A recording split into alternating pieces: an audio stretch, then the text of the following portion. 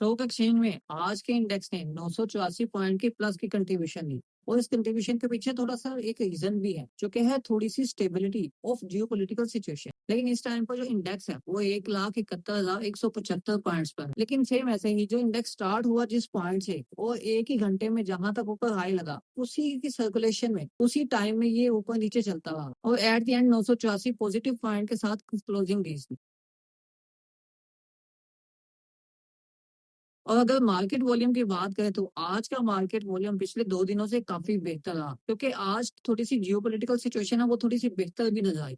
अब यहाँ पर जियोपॉलिटिकल सिचुएशन की अगर बात करें तो सबसे पहले ट्रम्प की तरफ से बयान आया कि उम्मीद है एक्सपेक्टेड है कि इसी वीक में या इसी वीक के एंड पर जो है एग्रीमेंट सीज फायर का वो हो जाए। तो अब देखना ये है कि होता है कि नहीं, लेकिन इस न्यूज का इम्पैक्ट आज पाकिस्तान स्टॉक एक्सचेंज पर थोड़ा देखा गया।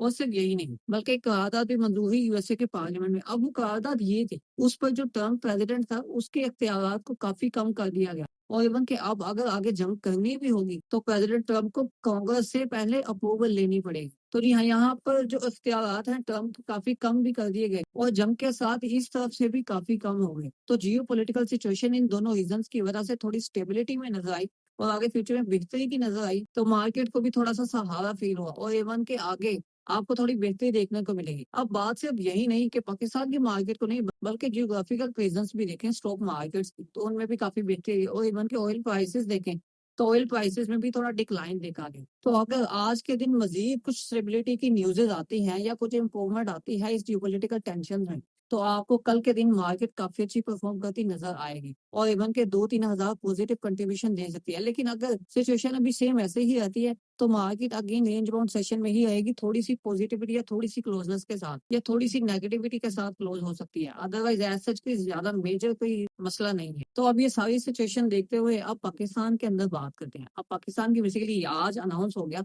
कि बजट 10 तारीख को अनाउंस किया जाएगा और इवन के पार्लियामेंट का इजलास बुला लिया गया। अब बजट 10 तारीख को आएगा। अब यहाँ पर मजीद जो रूमर्स बहुत तेज हो चुकी हैं जो कि है ऑटोमोबाइल इंडस्ट्री में टैक्सेस का लगना। तो रूमर जितनी भी तेज हो जाए जब तक पार्लियामेंट की तरफ से अप्रूव नहीं होती कोई चीज तब तक हम इस चीज को कंफर्म कर नहीं सकते क्योंकि हमारे मेन चैनल B1 बिलियनियर पर आप पे काफी ज्यादा कमेंट्स हैं ऑटोमोबाइल सेक्टर पर लगने वाले टैक्सेस की। तो अभी क्लियर करते चलें कि ये जस्ट रूमर्स है, नो डाउट के इस पर हम लोगों ने वीडियो शूट की लेकिन वो उसके इम्पैक्ट की थी। ये नहीं है कि टैक्सेस लगने हैं। टैक्स अगर लग जाते हैं तो पाकिस्तान के ऑटोमोबाइल सेक्टर में हाइब्रिड कार्स वाली कंपनीज और मोस्ट इम्पोर्टेंट इलेक्ट्रिक व्हीकल्स वाली कंपनीज काफी ज्यादा हिट होंगी और पाकिस्तान में ये ऑटोमोबाइल इंडस्ट्री पूरी की पूरी प्रेशर में भी आ सकती है। तो बेसिकली इस पर टैक्सेस लगना काफी लो चांसेस है। अब सिर्फ यही नहीं बल्कि स्टॉक एक्सचेंज में इन्वेस्टर्स पर या इन्वेस्टर्स के प्रॉफिट्स पर भी कुछ टैक्सेस की रूमर्स सर्कुलेट कर रहे हैं। और इवन के कैपिटल गेन टैक्स पर कुछ रूमर्स हैं कि कैपिटल गेन टैक्स जो है 3 साल के बाद खत्म कर दिया जाएगा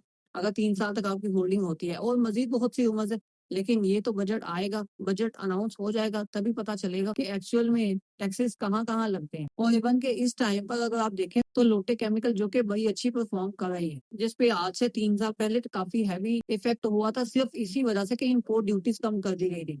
तो अब वही सेम सिचुएशन इस टाइम पर अगेन रूमर्स की सूरत में आपको दिख रही है कि यहाँ पर फिर इम्पोर्ट ड्यूटी टेक्सटाइल सेक्टर्स के लिए कम कर दी जाएगी। अगर कम कर दी जाती है तो फिर अगेन केमिकल सेक्टर प्रेशर में आ सकता है। तो मार्केट की अब सिचुएशन कल क्या रह सकती है ये हमने ऑलरेडी आपको बता दिया कि थोड़ी सी पॉजिटिविटी या नेगेटिविटी हो सकती है लेकिन पॉजिटिविटी का चांस काफी ज्यादा है। अब यहाँ पर कुछ स्ट्रोक्स की बात करते हैं क्योंकि जंग के खतरात बिल्कुल टल चुके हैं और जो सीज फायर है वो होने वाला है। और सीज फायर अभी नहीं अगले वीक में अगर हो जाए तो सीज फायर होना तो कन्फर्म है। तो इसलिए आपको थोड़ी सी बाइंग लाजमी रखनी चाहिए। तो अगर आप थोड़ी सी लॉन्ग टर्म इन्वेस्टमेंट के लिए या स्विंग ट्रेड्स के लिए भी अगर कुछ स्टॉक सेलेक्ट करना चाह रहे हो तो उनमें ब्लू चिप स्टॉक आप सिलेक्ट करें वो ज्यादा बेहतर रहेगा। और इवन के मोस्ट इंपॉर्टेंट अगर हम आपको कुछ स्टॉक्स बताएं भी जिसमें lucky cement, OGDC, my energy, PSO and इसके साथ साथ कुछ सीमेंट सेक्टर के और स्टॉक्स जिस तरह के मैपल लीफ हो गया, foodie cement, DG Khan cement, ये स्टॉक्स काफी अच्छे परफॉर्म कर सकते हैं। और इसके साथ साथ ही पार्क इलेक्ट्रॉन इस पर भी आप नजर रख सकते हैं। तो ये भी कुछ वो स्टॉक्स हैं जो कि जंग के बाद काफी अच्छी परफॉर्मेंस दे सकते हैं और एवन के काफी प्रॉफिटेबिलिटी सिचुएशन क्रिएट कर सकते हैं। तो आपको क्या लगता है आप अपने राय कमेंट सेक्शन में लाजमी दें। आपको वीडियो कैसी लगी, वीडियो को लाइक और दूसरों के लिए शेयर करें और मजीद ऐसी वीडियोस को देखने के लिए इस चैनल को सब्सक्राइब करें और जाते जाते बेल आइकन को प्रेस करना बिल्कुल भी नहीं भूलना ताकि PSX से रिलेटेड कोई भी न्यूज एंड अपडेट आप मिस ना कर पाए।